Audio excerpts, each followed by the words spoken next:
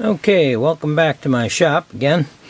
I got a little project this morning, a quick thing. A friend of mine asked me if I would do a sign for her granddaughter, her new granddaughter, a little wall sign they can hang up. The name is Dannica, and it's sort of a lengthy name, so I printed it out on legal size paper. I made it with just a regular font and sort of a script type of font, and I printed it out on legal size paper, which is legal size paper, of course, is 14 inches long, as opposed to your standard typing paper, which is only about 11 inches long. And this made a much bigger sign. And you can print this out in a regular printer. Most printers will do 8.5 by 11, and they'll do 14 by 8.5 also. By just inserting them and let it pass through almost like a banner. Well, what I did was I took a piece of this MDF board. It's a 1/4 inch, I believe, and I only taped off the section I'm going to need. No sense in wasting tape on that if you don't need it. And I'm going to take my pattern, which I've cut out, and I've gooeyed up the back already with the glue stick I generally use. I use a Staples glue stick, but you could use any type you want. I'm going to put this down. I'm going to put the camera down and do it because I'm going to need 2 hands, and I'm holding this with 1 hand. So I'll put that down. I'll come back and show you how it fits. Okay, I took the pattern and glued it down on here now. It's approximately 14 inches across. And it doesn't go the full height, so we got this other board, no sense in wasting tape on that. So I just taped up the area that I'm actually going to need for cutting. Now what we're going to do is take this over to our drill press. I'm going to drill some entry holes, a few entry holes, and then we're going to start cutting this out on the scroll saw. It's a fairly easy cut, not a big deal, but I'll go through the steps with you anyways.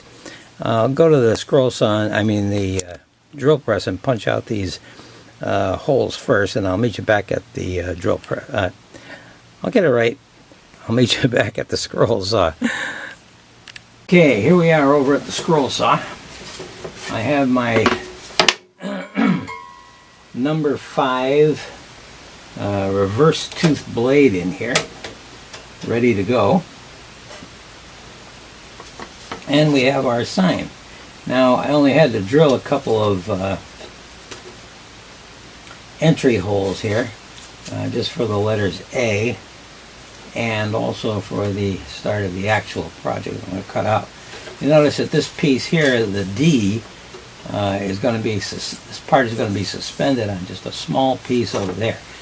I don't usually like to do that, but I think it'll be okay because this is going to rest right on the wall. And that should be pretty well protected.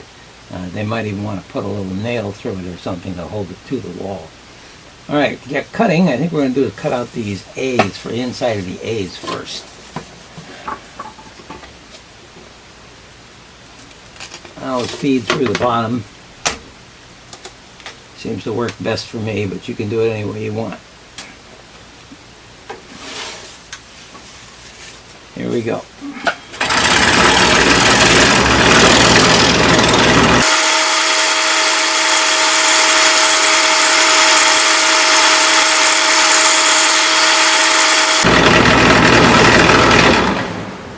Okay, this fiberboard cuts pretty easy. Had a little trouble here on the lip. That's not a problem. I was able to get over it without any difficulty. So let's go to the other side of the word now, which is another A, and do the same thing again.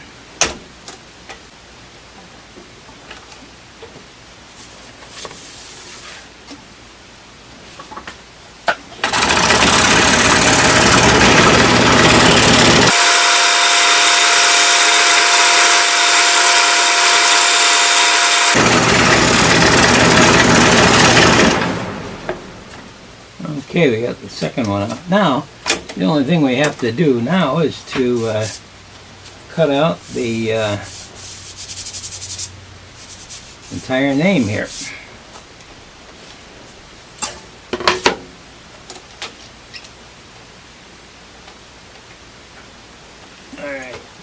down, and actually, we're not going to tighten it down yet. We're going to go through this other entry hole. I like to leave a little bit of real estate on these things when I'm cutting, so I don't really cut from the outside of the board. I like to start on the inside. There we go.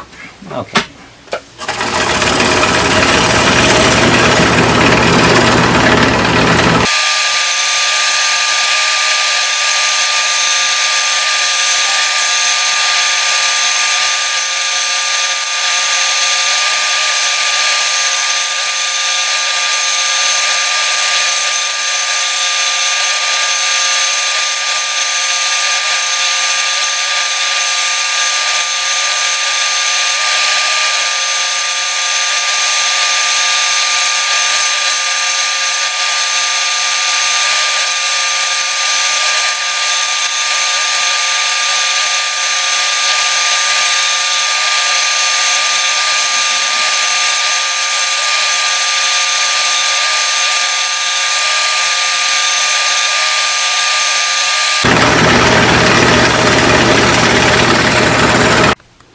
Well, unfortunately, the camera died on me. Battery ran out toward the end there, so any comments I made have been lost, but maybe I can fill them in now.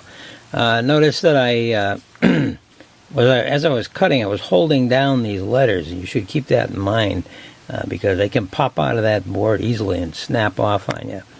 In addition to that, you'll notice too that there are certain areas that I left, I changed the pattern design where I left a little more meat on there than I would have if I followed the pattern. And I do that simply because I want it to be thicker. Remember, I mentioned that this could easily break off if you're not careful with it. But I think with a little more meat down there, it's okay. It should be all right. All right, so what I want to do now is peel off all this pattern, and let's see what we got underneath. Okay, we're looking pretty good here. I got the tape all peeled off, and strangely enough, this blade that I used, the reverse tooth blade, did a nice job in cutting and left very little in the way of any fuzzies on the actual pattern, which doesn't often happen with plywood and things of that sort. I think I probably just give this a little sanding on my sand flea and dust it off, and then we'll be able to ready to paint this.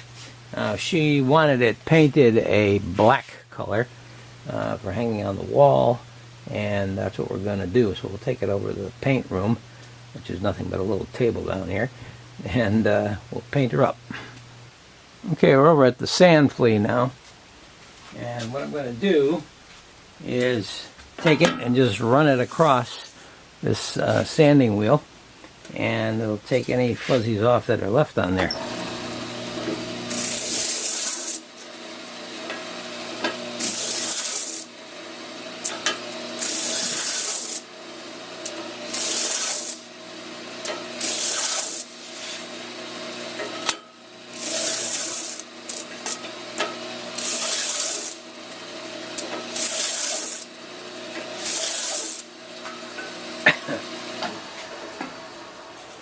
Okay, it's done a pretty nice job and smooths out any rough edges up on the top as well. Okay, we're over in the painting room right now. And got a can of the Rust-Oleum Painter's Touch Ultra Cover, and I'm going to use the Satin Canyon Black to do this. Should make it look pretty good when it's all done. Shake it up pretty good and go to it.